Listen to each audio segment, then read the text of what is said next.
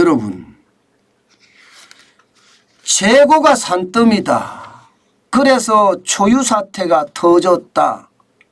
사실일까요? 이거 대한민국에만 재고가 많이 넘치는 건 아닌가요? 아닙니다.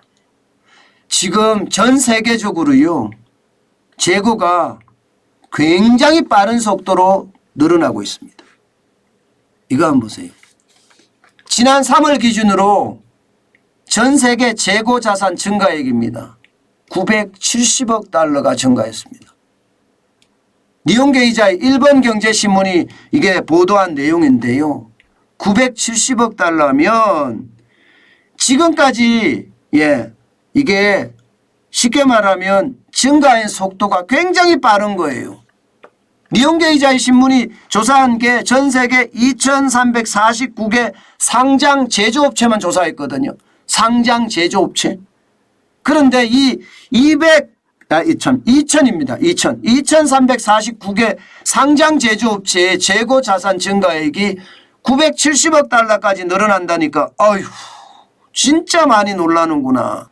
이 정도면요, 증가폭이나 총액 모두 10년 만에 최대치라고 해요. 10년 만에 최대치. 10년 만에 최대치까지 늘었습니다. 여러분 이거 한번 보세요. 금액으로도 장난 아니에요. 970억 달러가 늘었지만 금액으로 따지면 말입니다. 1조입니다. 1조 8,700억 달러입니다. 2021년에 여러분 1조 7,700억 달러에 비하면 무려 말입니다. 1,000억 달러 이상이 늘었죠. 1,000억 달러 이상이. 그러니까 이것을 뒤에 끝자리까지 들어가면 970억 달러가 늘었다는 거예요.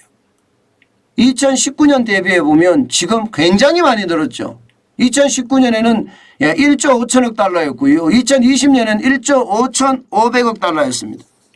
지금 증가하는 속도가 굉장히 빨라진다는 거예요. 굉장히 빨라진다. 이게 여러분도 한번 생각을 해보시자고요. 팬데믹이 되고 나서 보복 소비가 일어난다고 이야기한 적이 얼마 되지 않았습니다. 근데 그 보복 소비가 굉장히 짧아졌다는 이야기예요. 그리고 이제는요, 제품 수요가 그만큼 꺾였다는 이야기예요. 다시 말해서 인플레이션이 심하니까 소비를 줄인다는 이야기예요. 그러다 보니까 재고가 여기도 쌓이고 저기도 쌓이고 다 쌓인다는 이야기예요. 미국만 쌓이는 것도 아니고 유럽도 쌓이고 일본도 쌓이고 중국도 쌓이고 대한민국도 쌓인다는 이야기입니다. 실제 말입니다. 미국 한번 보세요. 미국이 얼마나 많이 쌓이는지. 유통회사들입니다. 유통회사들의 재고 지금 증가율을 보면 1분기 매출은 월마트가 3.9%가 늘어났습니다. 그런데 재고는 32.01%가 늘었고요. 아마존도 매출은 7.58%가 늘었지만 재고는 46.70%가 늘었습니다. 타깃도 마찬가지입니다.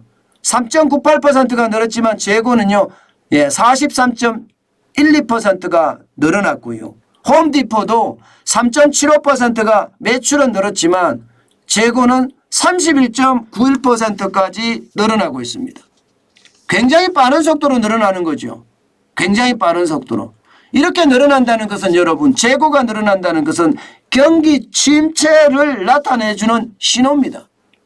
이렇게 되면 제조업체들이 어떻게 할까요? 감산을 할 수밖에 없어요. 감산을.